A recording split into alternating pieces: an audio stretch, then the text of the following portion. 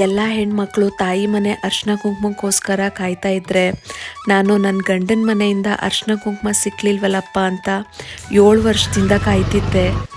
ಮದುವೆ ಆಗಿ 7 ವರ್ಷಗಳಾದರೂ ಒಂದೇ ಒಂದು ಅರ್ಶಿನ ಕುಂಕುಮ ಕೂಡ ತಗೊಳ್ಳೋ ಅಷ್ಟು ಅದೃಷ್ಟ ನಾನು ಮಾಡಿಲ್ವ ಭಗವಂತ ಅಂತ ಸುಮಾರು ಸತಿ ದೇವ್ರ ಹತ್ರ ಕಣ್ಣೀರಿಟ್ಟಿದ್ದುಂಟು. ಯಾಕೆ ನಾವು ಈ ರೀತಿ ದೂರ ದೂರ ಇದ್ದೀವಿ ಅಂತ. ಯಾಕೆ ಅಂತ ಹೇಳಿದ್ರೆ ಅಮ್ಮಂಗೆ ನನ್ನ ಬಗ್ಗೆ ತುಂಬ ಚೆನ್ನಾಗಿ ಗೊತ್ತು.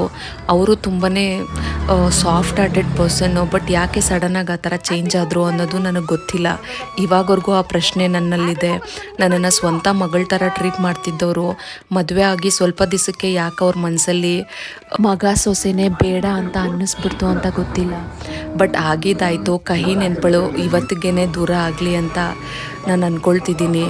ಮತ್ತು ನಾನು ಇಷ್ಟು ದಿವಸ ತಾಳ್ಮೆಯಿಂದ ಕಾದಿದ್ದಕ್ಕೆ ಒಳ್ಳೆ ದಿನ ವಾಪಸ್ ಬಂತು ಅಂತ ನನ್ನ ಮನ್ಸಿಗೆ ಅನ್ನಿಸ್ತು. ದೇವ್ರಿಗೆ ಮಾಡಿರೋ ಅಂಥ ಪೂಜೆಗೆಲ್ಲ ಇವತ್ತು ಪ್ರತಿಫಲ ಸಿಕ್ತು ಅಂತ ಅನ್ನಿಸ್ತು.